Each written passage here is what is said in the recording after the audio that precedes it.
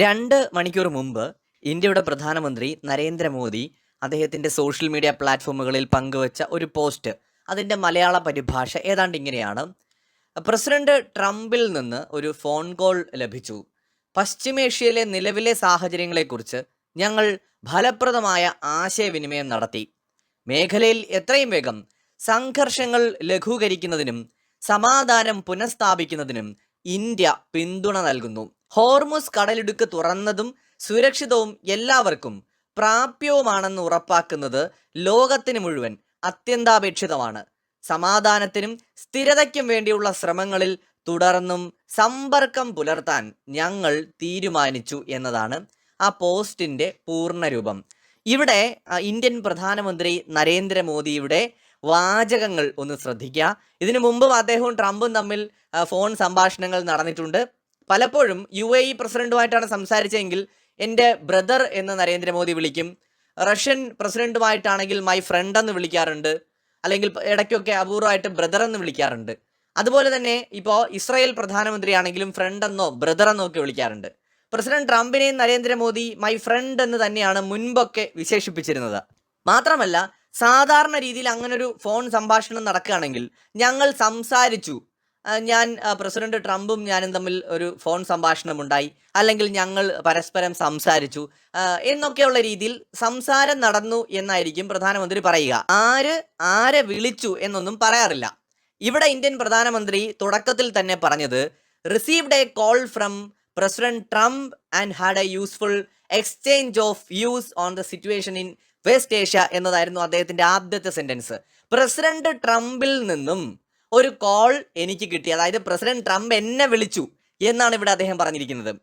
President Trump മോദിയെ വിളിച്ചു എന്ന് മോദി വളരെ വ്യക്തമായി പറയാണ്. നിങ്ങൾ അങ്ങനെ തന്നെ അറിയണം എന്നിവിടെ മോദി ആഗ്രഹിക്കുകയാണ്. അല്ലാതെ മോദി ട്രംപിനെ വിളിച്ചു എന്ന് ആരും തെറ്റിദ്ധരിക്കരുത്.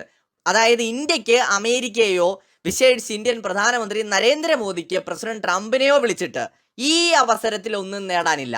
അതായത് ഇസ്രയേൽ ഇറാൻ യുദ്ധത്തിനിടയിൽ, അമേരിക്ക ഇറാൻ യുദ്ധത്തിനിടയിൽ ഇന്ത്യക്ക് അമേരിക്കയുടെ അടുത്തൊന്നും ഒന്നും നേടാനില്ല. ഇന്ത്യയുടെ കാര്യങ്ങൾ ഇന്ത്യക്ക് സ്വന്തമായിട്ട് ചെയ്യാൻ അറിയാം. അപ്പം ഇപ്പോൾ ഇങ്ങോട്ടാണ് കോള് വന്നത് എന്ന് ഇന്ത്യക്കാരും ലോകവും മനസ്സിലാക്കണം. ഇവിടെ പ്രസിഡന്റ് ട്രംപ് എന്ന് മാത്രമേ പറഞ്ഞിട്ടുള്ളൂ.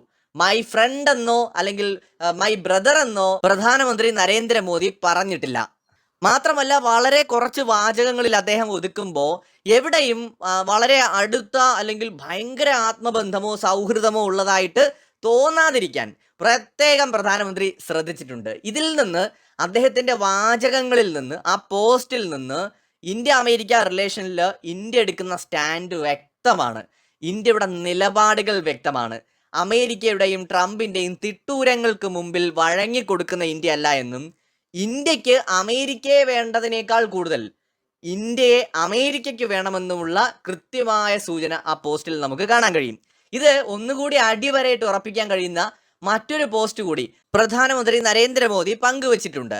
പ്രസിഡന്റ് അനുര കുമാര ദിസനായികയുമായി സംസാരിക്കുകയും പശ്ചിമേഷ്യയിലെ മാറിക്കൊണ്ടിരിക്കുന്ന സാഹചര്യങ്ങളെക്കുറിച്ചും പ്രത്യേകിച്ച് ആഗോള ഊർജ സുരക്ഷയെ ബാധിക്കുന്ന തടസ്സങ്ങളെക്കുറിച്ചും ചർച്ച ചെയ്തു.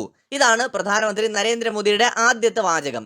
ഈ ട്രംപുമായി സംസാരിച്ചതിനെ കുറിച്ച് received A call from president Trump എന്ന് പറഞ്ഞ മോദി ശ്രീലങ്കൻ പ്രസിഡന്റുമായിട്ടുള്ള സംസാരം ആരെ വിളിച്ചു എന്നത് വ്യക്തമാക്കാതെ തന്നെയാണ് ആ ഒരു ആദ്യ വാചകം തന്നെ എഴുതിയിരിക്കുന്നത്. പരസ്പരം സംസാരിച്ചു എന്ന് മാത്രമേ പറഞ്ഞിട്ടുള്ളൂ.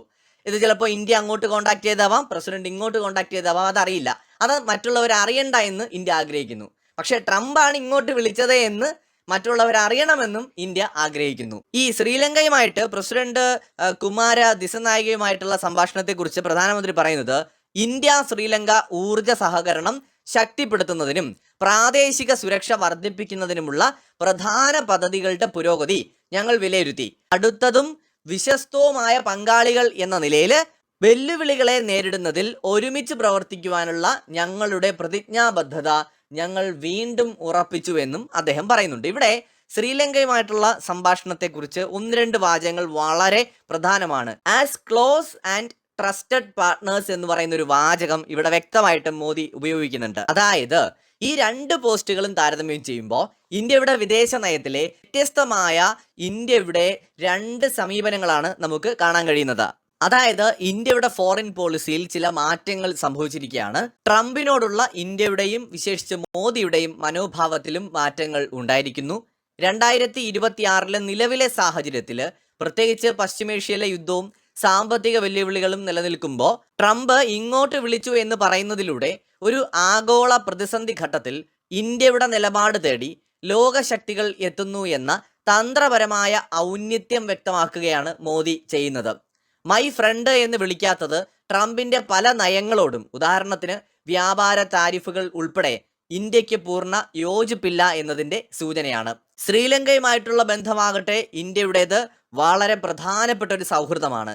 ചൈനയുടെ സ്വാധീനം ലങ്കയിൽ കുറഞ്ഞു വരുന്ന സമയത്ത് ഇന്ത്യയാണ് ലങ്കയുടെ ഏറ്റവും അടുത്ത സുഹൃത്ത് എന്ന് ഉറപ്പിക്കാൻ മോദി ശ്രമിക്കുന്നത് കാണാം. ശ്രീലങ്കയെ വിശ്വസ്ത പങ്കാളി എന്ന് വിശേഷിപ്പിക്കുന്നതും ശ്രീലങ്കയുടെ ഊർജ പ്രതിസന്ധികൾക്ക് കൈത്താങ്ങായിട്ട് ഇന്ത്യ പ്രവർത്തിക്കുന്നതും ഈ പശ്ചാത്തലത്തിലാണ്. ഈ രണ്ട് പോസ്റ്റുകളും പരിശോധിച്ചാൽ ശ്രീലങ്കയുമായിട്ട് ഇന്ത്യക്കുള്ളത് ഒരു കുടുംബാംഗത്തോടുള്ള വിശ്വസ്തതയും ഉത്തരവാദിത്വവും നിറഞ്ഞൊരു ബന്ധവും, അമേരിക്കയോടുള്ളത് ഒരു പ്രധാനപ്പെട്ട ഇടപാടുകാരൻ അല്ലെങ്കിൽ ഒരു ബിസിനസ് പാർട്ട്ണർ എന്ന നിലയ്ക്കുള്ള ബന്ധവുമാണ് എന്നതായിട്ടാണ് നമുക്ക് കാണാൻ കഴിയുന്നത്. എന്തായാലും ഇവിടെ ഒരു കാര്യം വ്യക്തമാണ്, ഇന്ന് ഇന്ത്യ എന്ന് പറയുന്ന രാജ്യത്തിൻ്റെ പ്രാധാന്യം എത്രത്തോളം ഉണ്ട് എന്ന് കൂടിയാണ് ഈ ഒരു പോസ്റ്റിൽ നമുക്ക് മനസ്സിലാക്കാൻ കഴിയുന്നത്. പ്രസിഡന്റ് ട്രംപ് ലോകത്ത് എത്രയോ രാജ്യങ്ങളുണ്ട്, എന്തിന് ഇന്ത്യൻ പ്രധാനമന്ത്രി നരേന്ദ്രമോദിയെ വിളിക്കണം ഈ ഘട്ടത്തിൽ? അപ്പോൾ ഇന്ത്യയുടെ പ്രാധാന്യം പ്രസിഡന്റ് ട്രംപും തിരിച്ചറിയുന്നു എന്ന് വേണം കരുതാൻ. ഇതിലെ കോമഡി, ഏതാനും മാസങ്ങൾക്ക് മുമ്പ് നിരവധി തവണ ഞങ്ങൾ വിളിച്ചിട്ട് മോദി ഫോൺ എടുത്തില്ല, മോദിയോടൊന്ന് വിളിക്കുമോ എന്ന് ചോദിച്ചിട്ട് മോദി വിളിച്ചില്ല എന്നൊക്കെ ട്രംപ് അഡ്മിനിസ്ട്രേഷനിലെ ചില ഉദ്യോഗസ്ഥർ തന്നെ വെളിപ്പെടുത്തിയിരുന്നു. നരേന്ദ്രമോദിയുടെ നിലപാടുകളും ഫോറിൻ പോളിസി എന്ന് പറയുന്നത് ഒരു സാധാരണ രീതിയിലുള്ളതല്ല. ഇന്ത്യയെ അങ്ങനെ എന്തെങ്കിലും ഒരു സമ്മർദ്ദത്തിലാക്കാമെന്ന് ട്രംപ് എന്നല്ല ആര് വിചാരിച്ചാലും നടക്കുകയുമില്ല. അതിനൊന്നും വഴങ്ങിക്കൊടുക്കുന്ന ഒരാളുമല്ല നരേന്ദ്രമോദി.